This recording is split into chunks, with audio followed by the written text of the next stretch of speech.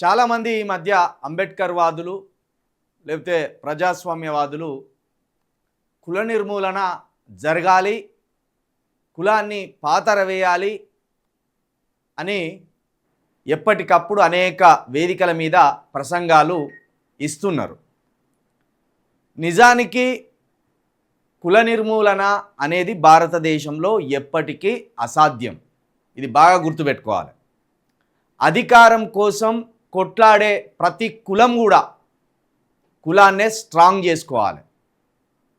మాకు అధికారం అవసరం లేదు అనుకుంటే ఏవైతే కింది స్థాయి కులాలు ఉంటాయో ఆ కులాలు ఇంకా భయంకరమైన వివక్షకు గురవుతాయి, ఇంకా భయంకరమైన దాడులకు గురవుతాయి. అవసరమైతే ఆయా కులాలలో వ్యక్తులను హత్యలు చేసి హాయిగా ఈ బత్తాయిలు కావచ్చు, మనువాదులు కావచ్చు రాజ్యమేలుతారు.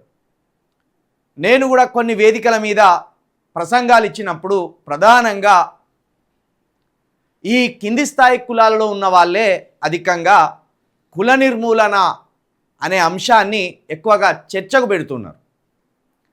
ఈ కుల నిర్మూలన అనే అంశాన్ని ఎందుకు ఎక్కువగా చర్చకు పెడుతున్నారంటే అంబేద్కర్ గారు కుల నిర్మూలన అనే ఒక పుస్తకాన్ని రచించడం జరిగింది. నిజానికి అంబేద్కర్ గారి ఆలోచన ప్రకారం ఇక్కడ కులం అతిపెద్ద సమస్య. ముమ్మాటికి ఇక్కడ కులం అతిపెద్ద సమస్య. కులం ఇక్కడ ఒక పెనుభూతం. అంబేద్కర్ గారు చెప్పినట్టు దేశంలో నలుమూలల్లో నువ్వు ఏ దిక్కుకు పోయినా దారికి అడ్డంగా నిలబడే పెనుభూతం కులమే. అయితే ఈ కులాన్ని భారతదేశంలో చంపగలం అని అంబేద్కర్ గారు అనుకున్నారు. కొంత దాని మీద పోరాడిండు. కులాన్ని నిర్మూలించడానికి ఎన్ని కార్యక్రమాలు చేయాలో అన్ని కార్యక్రమాలు చేసిండు, వెళ్ళిండు. కానీ కుల నిర్మూలన అనేది ఇక్కడ అసాధ్యం. భారత భూభాగం ఉన్నన్ని రోజులు కులం మన నీడలాగా మన వెంబడే నడుచుకుంటూ వస్తుంది. నువ్వు ఒక మతం నుండి ఒక మతంలోకి వెళ్ళినప్పటికీ కూడా నీకు ఆ మతపరమైన విశ్వాసాలను నువ్వు అనుసరిస్తున్నా కూడా కులం మాత్రం నిన్నెప్పటికప్పుడు ఇక్కడ వెన్నంటే ఉంటుంది.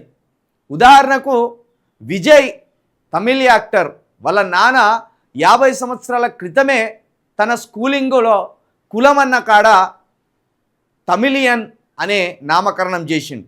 అయినప్పటికీ 50 సంవత్సరాల తర్వాత ఆయన ముఖ్యమంత్రి పీఠాన్ని అధిరోహిస్తున్న ఈ సందర్భంలో కూడా ఆయన కులం ఏంటిదనేది చర్చ జరుగుతున్నది. కాబట్టి ఈ కులానికి పూర్తిగా నిర్మూలించడానికి అంబేద్కర్ గారు పోరాటం చేసిండ్రు, అంబేద్కర్ గారు సాహసం చేసిండ్రు. అంబేద్కర్ గారు ఆ కులం ఏ పునాదుల మీద నిర్మించబడ్డది అనేది ఒక థియరీ కూడా చెప్పిండు. కానీ కులాన్ని అంతం చేయలేదు అనేది కాంశీరామ్ గారు అర్థం చేసుకున్నారు. కులాన్ని మనం ఇక్కడ అంతం చేయలేం. కాబట్టి కుల నిర్మూలనకు పాటుపడే బదులు అంబేద్కర్ గారు చెప్పిన రాజ్యాధికార సూత్రానికి లోబడాలి, అంబేద్కర్ గారు చెప్పిన రాజ్యాధికారం కోసం కొట్లాడాలి అనే మరొక కొత్త సూత్రాన్ని కాంశీరామ్ గారు అనుకున్నారు.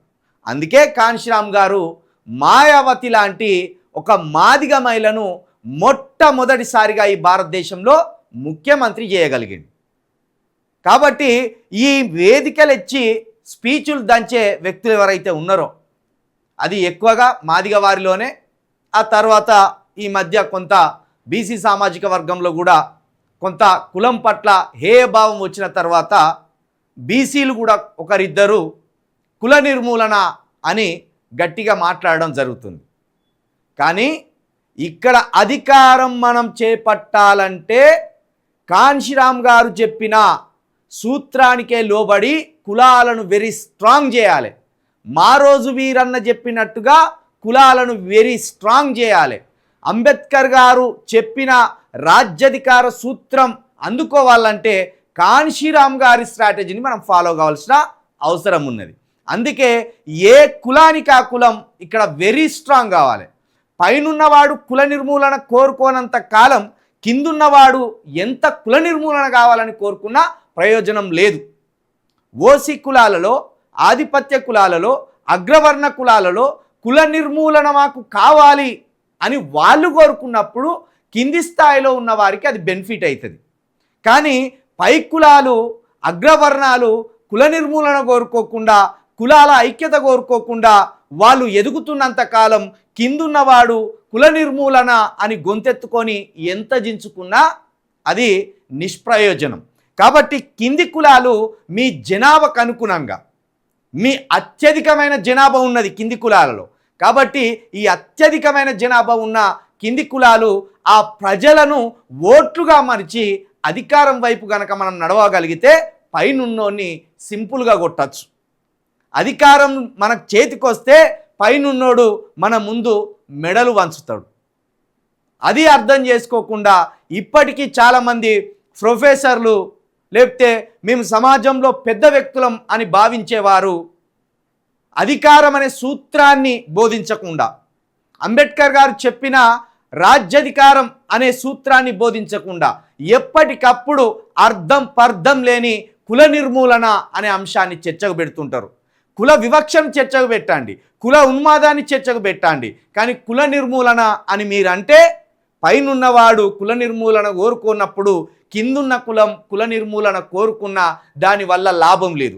కాబట్టి కింది కులాలలో ఉన్న జనాభాను అనుగుణంగా ఏదైతే ఇక్కడ మాదిగ వారు అత్యధికమైన జనాభా ఉన్నారు, మాదిగ వారు వెరీ స్ట్రాంగ్ కావాలి, మాదిగ వారి బలాన్ని మాదిగ వారు అర్థం చేసుకోవాలి. మీరు 38 లక్షలు ఉన్నారని ఇక్కడి రాష్ట్ర ప్రభుత్వం మీ లెక్కలను బయటికి తీసింది. ఈ 38 లక్షలే కాదు, ఇంకా 12 లక్షలు పెరగవచ్చు, ఇంక 20 లక్షలు పెరగవచ్చు, 50 లక్షల వరకు ఇక్కడ మాదిగలు ఉండొచ్చు. మాదిగలు వన్ సైడ్గా ఓటు కనుక వేస్తే ఇక్కడ రేవంత్ రెడ్డి కావచ్చు, వాళ్ళ ముత్తాతలు కావచ్చు, కేసీఆర్ కావచ్చు, కేసీఆర్ ముత్తాతల రాజ్యాధికారాలు కూలిపోతే, వాళ్ళ పీఠాలు కూలిపోతాయి. కాబట్టి 50 లక్షల మంది ఉన్న మాదిగ వారు మీరు ఓట్లుగా మారాలి. కానీ 50 లక్షలు ఉన్న మాదిగ వారికి ఇందులో ఉన్న మేధావులు కుల నిర్మూలన అని వెర్రిగా గొంతెత్తి వీళ్ళకు ఒక రాంగ్ స్ట్రాటజీని ఇస్తున్నారు. కులం నీకు పోనప్పుడు, కులం నీ వెంట నడుస్తున్నప్పుడు, కులం నీ దయ్యమై నడుస్తున్నప్పుడు కులాన్నే స్నేహం చేసుకోవాలి, దయ్యాన్నే స్నేహం చేసుకోవాలి, దయ్యాన్నే ధైర్యం చేసుకోవాలి, దయ్యాన్నే మన బలంగా మర్చుకోవాలి. అదే కాంశీరామ్ చేసిండు. చెమర్ కులస్తులను, ఉత్తరప్రదేశ్లో ఉన్న చెమర్ కులస్తులనంతా పోగేసిండు, ఉత్తరప్రదేశ్లో ఉన్న కుమ్మరులంతా పోగేసిండు, ఉత్తరప్రదేశ్లో ఉన్న చాకళ్ళందరినీ పోగేసిండు. ఆ కుమ్మరి కమ్మరి మాదిగ వాళ్ళతోటి అక్కడ పోగేసి అధికారాన్ని అందుకొని మాయావతి గారిని ముఖ్యమంత్రి పీఠం మీద కూర్చోబెట్టిండు. కానీ మన తెలంగాణలో కావచ్చు, ఆంధ్రప్రదేశ్లో ఉన్న మన మేధావులు ఏం చేస్తాను, కుల నిర్మూలన అని మాట్లాడతాను. దయచేసి మేధావులందరికీ నేను విజ్ఞప్తి చేస్తున్నా, మీకు 2 చేతులు ఎత్తి దండం పెడుతున్నా.